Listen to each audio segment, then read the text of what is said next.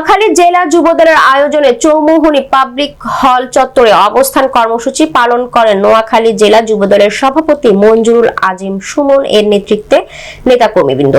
এ সময় উপস্থিত ছিলেন বেগমগঞ্জ উপজেলা বিএনপির নেতা মোর্শেদুল আমিন ফয়সাল, জিএস রুবেল, মোহাম্মদ আলী সহ বেগমগঞ্জ উপজেলা ও পৌরসভা যুবদল ছাত্রদলের নেতৃবৃন্দ।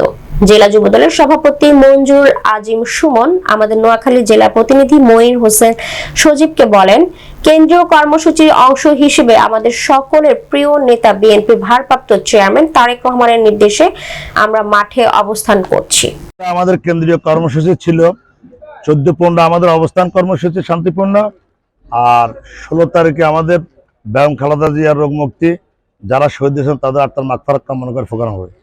বাংলাদেশ জাতীয়তাবাদী দল দীর্ঘদিন এখানে ক্ষমতা ছিল, তাদের এখানে সাংগঠনিক শক্তি অত্যন্ত শক্তিশালী, তারাই থাকবে, আওয়ামী লীগ থাকবে না।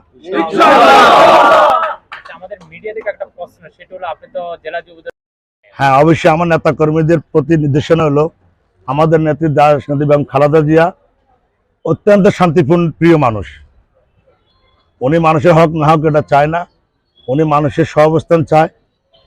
আমরা ওনার নির্দেশে, যিনি আমাদের নেতা বিএনপি ভারপ্রাপ্ত চেয়ারম্যান তারেক রহমানের কঠিন নির্দেশনা আছে আমাদের প্রতি, আমরা যেন সাম্প্রদায়িক সম্প্রীতি বজায় রাখি, কোনো হিন্দু বাড়ির যেন হামলা না হয়, কোনো ব্যবসা প্রতিষ্ঠানে হামলা না হয়।